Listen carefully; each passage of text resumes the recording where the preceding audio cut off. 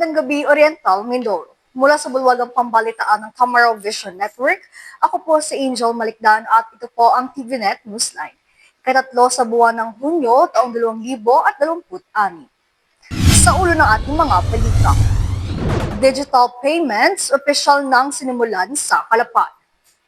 MBS Sports Clinic, Music and Arts Workshop, matagumpay na nagtapos. At mahigit 150 pamilyang mangyan-alangan na kinabang sa Rotary Global Grant Project sa Bako.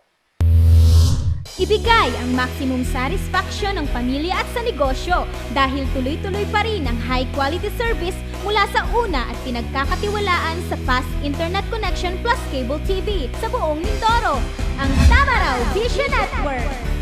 Serving to the max, sa TVNet kami. Una sa Mindoro, TVNet pa rin. For inquiries, magpunta na sa pinakamalapit na TVNet office sa inyong lugar.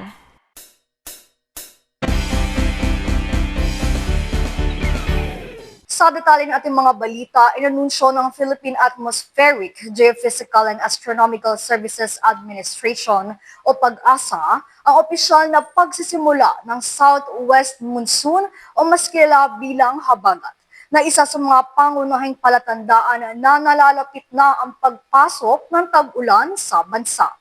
Inanunsyo na ng Philippine Atmospheric, Geophysical and Astronomical Services Administration o PAG-ASA ang opisyal na pagsisimula ng Southwest Monsoon o mas kilala bilang habagat, na isa sa mga pangunahing palatandaan na nalalapit na ang pagpasok ng tag-ulan sa bansa. Anila nakakitaan sa nakalipas na mga araw ng patuloy na pag-iral ng southwesterly winds o hanging habagat sa kanlurang bahagi ng bansa. Pinalalakas pa ito ng pagbuo ng isang tropical cyclone sa Philippine Sea na nagdudulot ng mas malakas na pagpasok ng mga hangin mula sa timog kanluran. Dahil dito, inaasahan na madalas hanggang sa tuloy-tuloy na pag-uulan at pagkidlat pagkulog, partikular sa mga kanlurang bahagi ng Luzon, Visayas at ilang bahagi ng Mindanao. Ayon sa PAG-ASA, maaaring magbunsod ang mga kondisyong ito na opisyal na deklarasyon ng pagsisimula ng tag-ulan sa mga susunod na araw. Gayunman, nilinaw ng ahensya na maaari pa ring maranasan ang tinatawag na monsoon breaks o pansamantalang paghina ng pag-ulan na maaaring tumagal na ilang araw hanggang ilang linggo kahit nagsimula na ang habagat. Nauna na ipinahayag na PAG-ASA nakaraang linggo na batay sa kanilang mga weather model, inaasahang magsisimula ang tag-ulan sa huling bahagi ng Mayo o unang linggo ng Hunyo, kasabay ng pagbabago ng direksyon ng hangin at pagdami ng mga thunderstorms sa iba't ibang bahagi ng bansa. Bukod sa habagat, binabantayan din ng PAG-ASA ang posibilidad ng pag-iral ng ilang malakas na El Nino phenomenon ngayong taon. Ayon sa ahensya, may mataas sa posibilidad na magsabay ang habagat at El Nino mula Hunyo hanggang Agosto, na maaaring magdulot ng mas matitinding pag-uulan sa ilang lugar habang nananatiling mainit at tuyo naman ang ibang bahagi ng bansa. Pinapayuhan ng PAG-ASA ang publiko at mga lokal na pamahalaan na maging alerto sa mga posibleng epekto ng habagat tulad ng biglaang pagbaha, pagguho ng lupa at mga thunderstorm-related incidents, lalo na sa mga lugar na madalas maapektuhan ng malalakas na pag-ulan. Patuloy namang minomonitor ng ahensya ang lagay ng panahon at klima upang makapagbigay ng napapanahong babala at impormasyon sa publiko. Kasabay ng nalalapit ng pagbubukas ng school year 2026 to 2027 na manghagi ng libreng school supplies, ang Saklaw Foundation Incorporation sa ilang pampublikong paaralan sa iba't ibang bayan at lungsod ng lalawigan. Layunin nito na matulungan ang mga magulang ng mga mag-aaral na matustusan ang pangangailangan nila sa paaralan. Nagsimula na maghandog ng libreng school supplies ang Saklaw Foundation Incorporation sa 21 paaralan sa lalawigan. Sinimula ng pamamahagi nakarang 30 ng Mayo na magtatapos hanggang 11 ng Hunyo para sa kanilang taunang programa na Balik Eskwela na binigyan temang sa SFI May Pag-asa ang Buhay, SFI Aangat ang Buhay. Ang Saklaw Foundation ay isang non-government organization na ang adhikain ay maghatid ng serbisyong pang-ekonomiya upang mapaunlad ang buhay ng mga mamamayan at matugunan ang kahirapan. Ayon kay SFI Calapan Branch Manager Jason Sobrimonte, pag-asa at oportunidad ang layo nila para sa mga mamamayan. Oportunidad na makapagtrabaho para umunlad ang kabuhayan. Nila bukod dito, ang edukasyon ay isa sa kanila pinagtutuunan kung kaya't di nila kinakaligtaan ang pagsasagawa ng balik eskwela program kung saan ay namamahagi ang grupo ng libreng school supplies at sa taong ito tinatayang nasa 700 mag-aaral ang nabiyayaan. Kabilang sa mga bayan na naging benepisyaryo ng programa ay ang Bako, Lauhan at ang lungsod ng Calapan. Buong pasasalamat naman tinanggap ng mga estudyante, magulang, gayon din ng mga guro at barangay officials ang munting tulong na ito mula sa nasabing foundation. Mensahe nila sa mga batang naging benepisyaryo ng programa na maging inspirasyon sa kanila ang tulong na ito mula sa Saklaw Foundation. Dagdag pa nila na handa ang Saklaw na maging katuwang nila sa pagtupad ng kanilang mga pangarap. Antabayanan na iba pang mga balita sa aming pong pagbabalik. Bakit ka kasi kumabit? Alam mong di tama yan, di ba? Huwag ka nang gumamit ng pag-aari ng iba. Nakakaperwisyo ka sa mga legal na cable. Lumalabo ang signal nila. Mahiya ka naman, hoy. Illegal na cable mo, putulin na. Ano, gusto mo bang umabot pa sa kulungan? Umiwas ka na sa gulo tsaka skandalo. Huwag maging kabit. Magpakabit ng tama ngayon. Supported by PCTV. Good news po para sa lahat ng subscribers ng Cable TV at Cable Internet. Naisabatas na po ang Anti-Cable Television and Cable Internet Tapping Act of 2013. At ayon dito, bawal makitabit ng Cable TV at Cable Internet. Ang parusa sa sino mang lumabag sa batas na ito ay pagkakakulong at pagbabayad ng malaking multa. Bayad ka na nga, kulong ka pa. Kim Atienza po, nagsasabing pagdating sa batas, hindi weather-weather lang. Huwag maging kabit. Supported by the PCTA.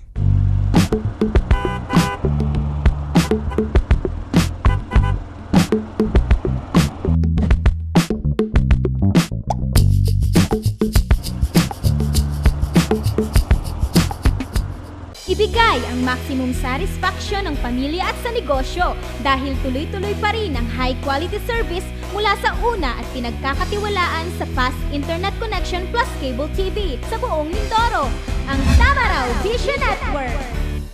Serving to the max, sa TVNet kami. Una sa Mindoro, TVNet pa rin. For inquiries, magpunta na sa pinakamalapit na TVNet office sa inyong lugar.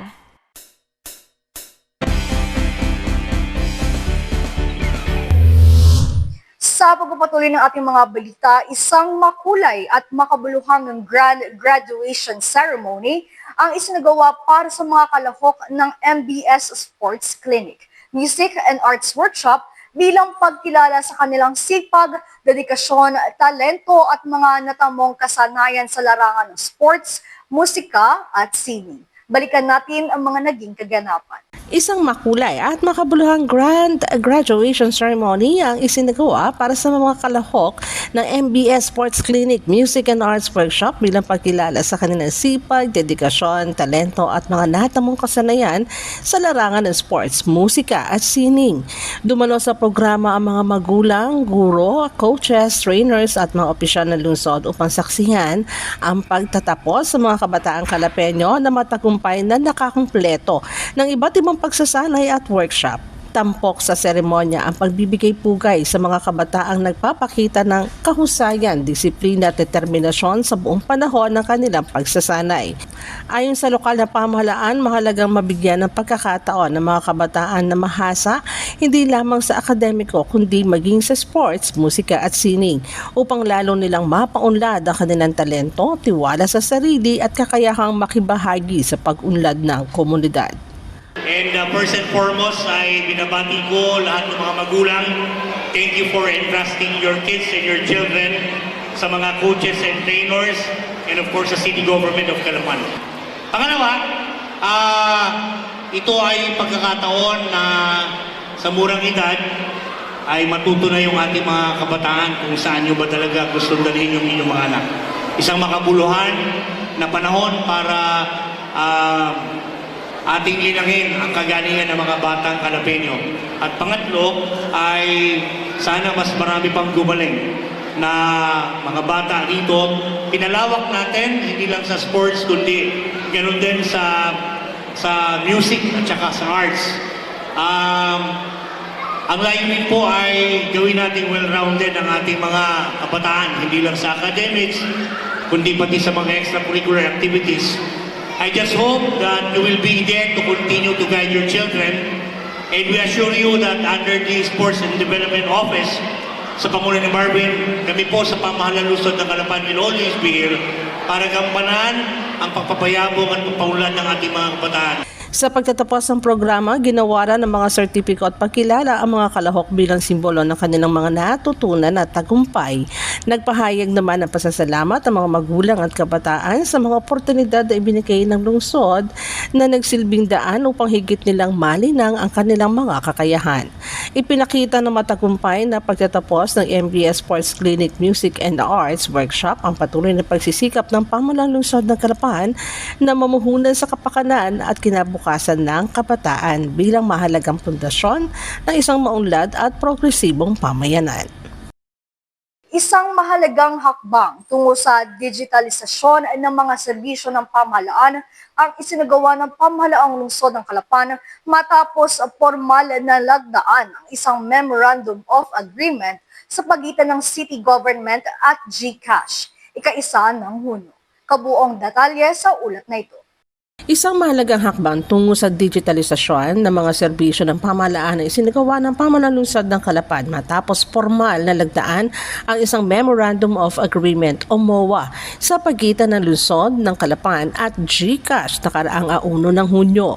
Nilagdaan ang kasunduan ni Mayor Doyle Liachon, Management Information Systems Officer in Charge Engineer Alvin de Guzman at City Government Consultant on Tourism Initiatives Joseph Isla kasama si Cleo Santos, Vice President for Government Partnerships ng GCash. Sinaksihan din ang seremonya ng mga miyembro ng ika-10 Sangguniang Panlungsod sa pangunguna ni Vice Mayor Bim Ignacio. Sa ilalim ng kasunduan, maaari nang gamitin ng mga residente ang GCash application para sa pagbabayad ng ilang serbisyo ng pamahalaang lungsod sa pamamagitan ng bills payment at scan-to-pay features. Inaasahang mababawasan nito ang oras ng paghihintay sa mga tanggapan, mapapadali ang proseso ng pagbabayad, at higit na mapapalakas ang seguridad ng mga transaksyong pinansyal. Ayon kay Mayor Liachon, bahagi ang programa ng patuloy na digital transformation ng lungsod na naglalayong gawing mas mabilis, mas epesyente at mas maginhawa ang paghahatid ng serbisyo publiko sa mga mamamayan. Bukod sa cashless payment system, nakapaloob din sa kasunduan ang isang financial disbursement assistance component na gagamit ng higit kumulang 30,000 Visa cards upang mapabilis ang pamamahagi ng iba't ibang uri ng ayuda at benepisyong ipinagkakaloob ng lokal na pamahalaan sa mga kwalipikadong residente. Ayon sa mga opisyal, makatutulong ang sistemang ito upang maging mas organisado, transparent at ligtas ang distribusyon ng mga ayuda. Mababawasan din ang mga pagkaantala sa pagproseso ng mga benepisyo dahil hindi nakakailanganin ang tradisyonal na cash payout sa maraming pagkakataon. Kasabay nito, naglagay rin ng pamahalaan lungsod ng Calapan ng GCash Helpdesk sa City Hall upang gabayan ng mga mamamayan, partikular ang mga hindi pa sanay sa paggamit ng digital payment platforms.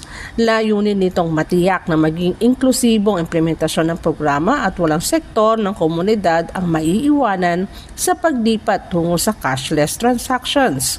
Ang naturang kasunduan ay bahagi na mas pinalawak na adhikain ng lungsod na gawing makabago ang sistema ng pamamahala at publikong serbisyo sa pamamagitan ng paggamit ng makabagong teknolohiya. Inaasahan na sa mga susunod na taon ay mas marami pang serbisyo ng lokal na pamahalaan ang maisasama sa digital platforms upang higit na mapahusay ang karanasan ng mga mamamayan sa pagkuha ng mga serbisyo mula sa kanilang pamahalaan. Sa pamamagitan ng pakikipagtuwang sa GCash, umaasa ang pamahalaang lungsod ng Calapan na makapagbibigay ito ng mas mabilis, mas ligtas at mas epesyenteng serbisyo sa publiko habang nakikiayon sa patuloy na pag-usbong ng digital economy sa bansa. Samantala, matagumpay na isinagawa ang inaugurasyon ng proyektong Daloy ng Pag-asa, Kalusugan at Kaunlaran alay sa Mangyan. Isang Rotary Global Grant Initiative na naglalayong mapabuti ang kalagayan ng mga katutubong Mangyan alangan sa bayan ng Bako. Matagumpay na isinagawa ang inaugurasyon ng proyektong Dalay ng Pag-asa Kalusugan at Kaunlaran Alay sa Mangyan. Isang Rotary Global Grant Initiative na naglalayong mapabuti ang kalagayan ng mga katutubong mangyang alangan sa bayan ng Baco. Ang proyekto ay pinangunahan ng Rotary Club of San Mateo Highlands at Rotary Club of Washington Angel sa pakikipagtulungan ng Rotary District 3800 at Rotary District 3750 ng South Korea. Bahagi ito ng isang international humanitarian project na nakatuon sa pagpapabuti ng kalusugan, sanitasyon at kabuhayan ng mga benepisyaryo sa komunidad. We had a chance to visit po the community, the Kamangyan community, last 2024 pa. So we conducted a project there, livelihood project, and also do some humanitarian services. So after that, we observed ano yung kalagayan nila. So nakita po namin na may problema sila sa tubig. We decided to apply a global grant application for them.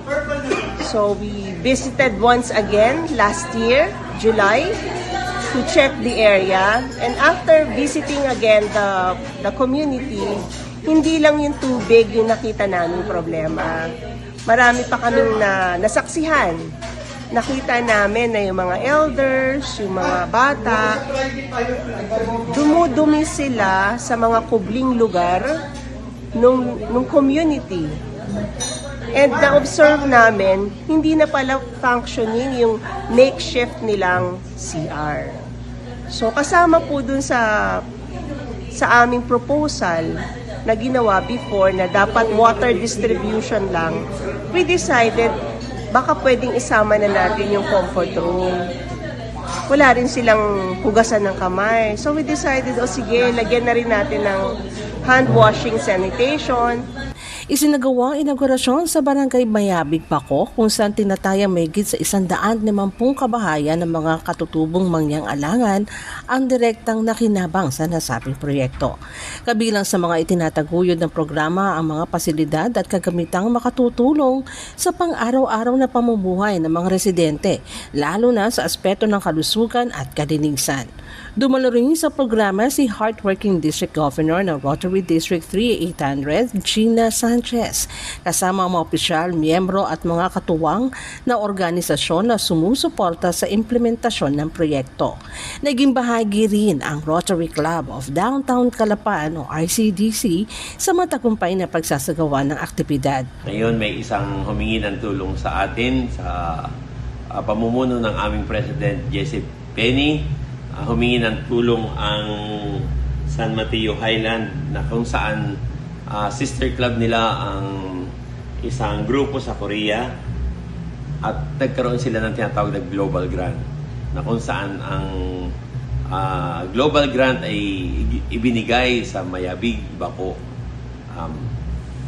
Ang project na ito ay yung tinatawag na water distribution support sa mga mangyan. Napakagandang proyekto. Nagkataon sa 3 club dito sa Calapan, ang Rotary Club of Downtown Calapan sa pamumuno ng aming president sa ngayon na si President Jesse Penny ay kinatawan namin ang aktibidad kahapon hanggang ngayon at nakakatuwa. Napaka-overwhelmed ng kanilang pagpasalamat dahil sa pagtanggap natin sa kanila. Tumulong ang ICDC sa mga pangangailangan logistikal kabilang ang transportasyon at iba pang suporta para sa mga bisita at katuwang ng proyekto. Bilang bahagi ng pagtanggap sa mga panauhin, naghandog rin ng ICDC ng pagkain at iba pang serbisyo para sa mga dumalo sa programa.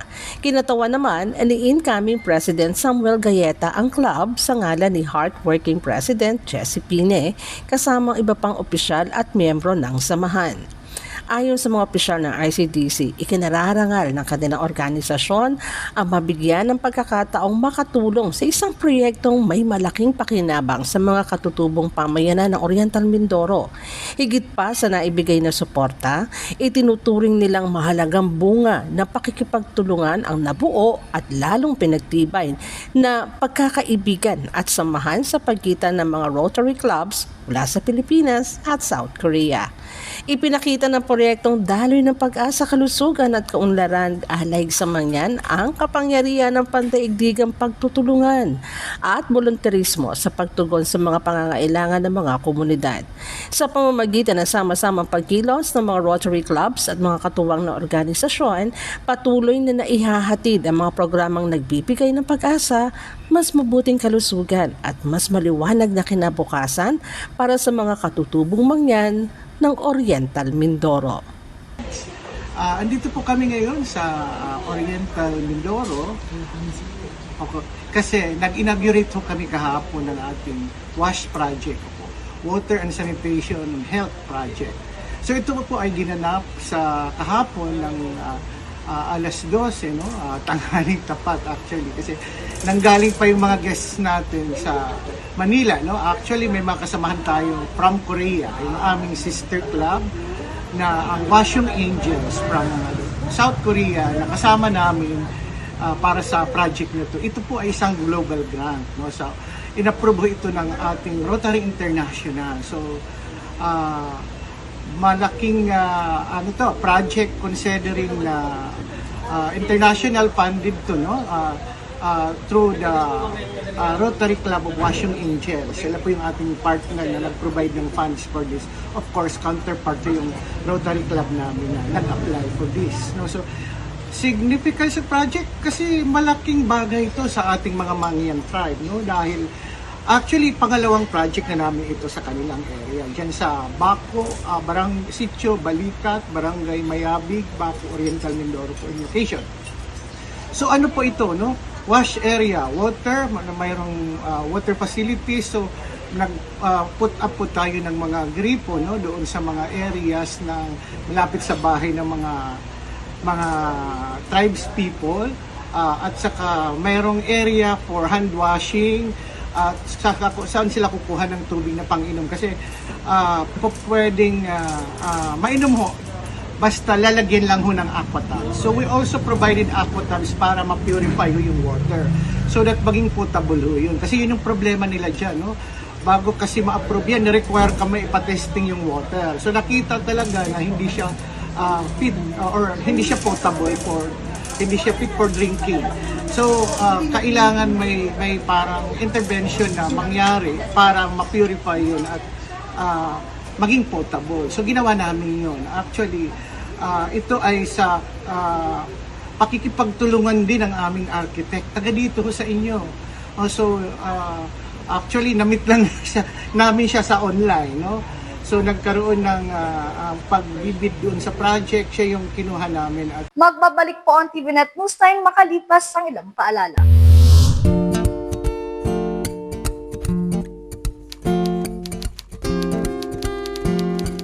Inday, pakiligpit nga itong mga kinalat ng mga bata. Noon, gusto ko makapag-aral. Pero walang oras dahil full-time ang trabaho ko. Pero ngayon, dahil sa online classes ng Solar Learning at DepEd Alternative Learning System, natupad na ang pangarap kong makapag-aral. Good day, ka-learners! Welcome to another episode. Hindi ko na kailangan pumasok sa eskwelahan. Nakakapag-aral ako sa oras na gusto ko. Anytime! Nagkaroon ako ng second chance sa pag-aaral. At dahil recognized ito ng DepEd, sigurado ako sa diploma. This lesson, You should be able to... you learn about the persons. Sa wakas, matatapos ko na ang high school ko. May salamat din nga pala kay ate. In-sponsor niya ako na ma-enroll sa Solar Learning.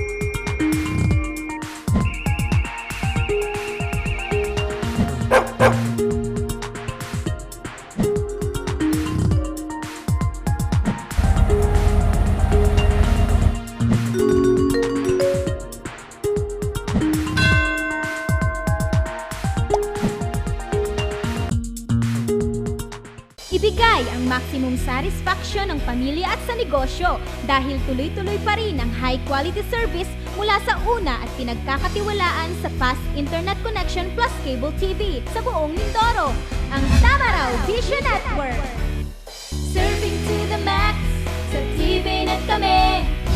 Una sa Mindoro, TVNet pa rin. For inquiries, magpunta na sa pinakamalapit na TVNet office sa inyong lugar.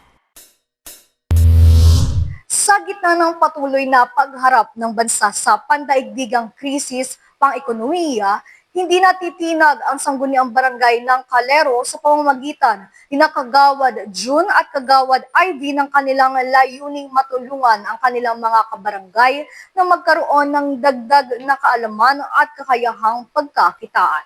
Sa gitna ng patuloy ng pagharap ng bansa sa pandaigdigang krisis pang-ekonomiya, hindi natitinag ang sangguniang barangay ng Calero sa pamamagitan ni Kagawad June at Ivy sa kanilang layunin na matulungan ang kanilang mga kabarangay na magkaroon ng dagdag na kaalaman at kakayahang pagkakakitaan. Sa pamamagitan ng tuloy-tuloy na pagsasagawa ng Livelihood Enhancement Program, binigyan tuon ng 2 opisyal ang pagpapalawak ng kasanayan ng mga mamamayan, lalo na ng mga kababaihang kabilang sa samahan ng Tinig ng Kababaihan sa pangunguna ng kanilang Pangulo na si Jenita Romero. Layunin ng programa na mabigyan sila ng oportunidad na magkaroon ng sariling pagkakakitaan at mapalakas ang kanilang kakayahang makatulong sa kanilang pamilya sa araw-araw. Kabilang sa mga matagumpay na naisagawang pagsasanay ang salted egg making at iba't ibang baking skills tulad ng paggawa ng yema cake, banana cake, chocolate cake, special crinkles at creamy pastillas. Sa bawat pagsasanay ay aktibong nakikilahok ang mga miyembro ng samahan na nagpapakita ng kanilang determinasyon na matuto at umangat sa buhay sa kabila ng mga hamon ng panahon. Tinatayang na sa 40 individual ang nakinabang sa isinagawang serye ng livelihood training skills na nagbigay ng dagdag kaalaman at oportunidad para sa mga residente ng Barangay Calero. Ayon sa 2 kagawad, mahalagang mabigyan ng sapat na kaalaman at kasanayan ang mga kababaihan upang magkaroon sila ng kumpiyansa at kakayahang magsimula ng maliit na negosyo o pagkakakitaan mula mismo sa kanilang mga tahanan. Lubos naman ang pasasalamat ng mga benepisyaryo sa mga programang patuloy na ipinagkakaloob sa kanilang samahan sapagkat malaki umano na itutulong nito upang mapalawak ang kanilang kaalaman lalo na ng mga kababaihan at mabigyan sila ng pag-asa para sa mas maayos na kinabukasan. Patuloy naman ang panawagan ng mga opisyal ng barangay na suportahan ang mga programang pangkabuhayan na naglalayong magbigay ng oportunidad, pag-asa at dagdag kita para sa bawat pamilya ng Barangay Calero.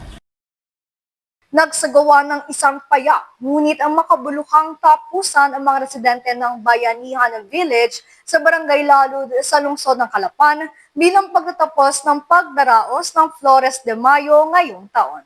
Nagsagawa ng isang payak ngunit makabuluhang tapusan ang mga residente ng Bayanihan Village sa Barangay Lalod sa lungsod ng Calapan bilang pagtatapos ng pagdaraos ng Flores de Mayo ngayong taon.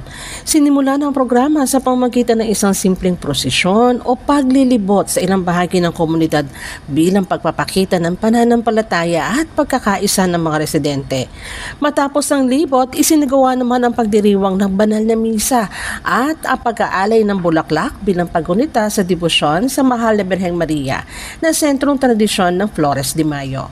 Kasunod nito ang isang munting salo-salo kung saan nagsama-sama ang mga pamilya, kabataan at mga nakatatanda upang magbahagi ng pagkain at makapagpalitan ng kwentuhan sa isang masayang samahan.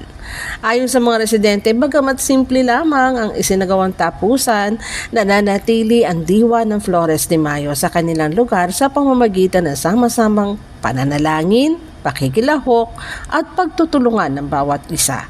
Ipinakita rin ng aktibidad ang matibay na bayanihan at pagbubuklod ng komunidad ng Bayanihan Village na patuloy na nagpapanatili ng mga tradisyong Pilipino at Kristiyano sa kabila ng mga hamon ng panahon. Sa kanilang simple pagdiriwan, muling napatunay na hindi kailangang maging magarbo ang isang selebrasyon upang maging makabuluhan, lalo na kung ito'y nagdudulot ng pagkakaisa, pananampalataya at magandang samahan sa loob ng komunidad. Maaari nyo rin po kaming mapanood sa YouTube. I-type lamang at TVNet Newsline. Bisitahin at ilike rin ang aming Facebook page, Newsline Channel 10. At yan po ang kabuuan ng mga balitang nakalap ng news and staff and crew para sa araw na ito. Para po sa inyong comments o suggestions, mga balita at impormasyon na nais niyong iparating sa aming programa, tumawag po lamang sa 043-288-4240. Ito po ang TVNet Newsline katotohanan at serbisyo hatid sa mga Mindoreño. Ako po si Angel Malikdan. Maraming salamat sa inyong pagsubaybay.